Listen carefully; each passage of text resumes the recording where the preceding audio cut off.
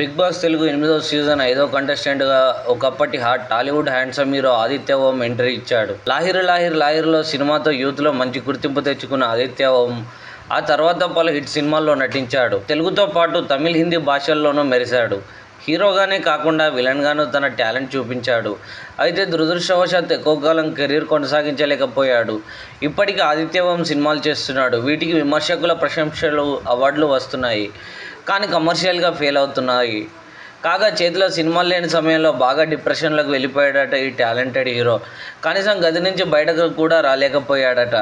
రోజుకు దాదాపు 60 సిగరెట్లు తాగాడట. అయితే కుటుంబ సభ్యుల మద్దతుతో మానసిక ఒత్తిడిని అధిగమించి మళ్ళీ కొత్త జీవితం ప్రారంభించాడట.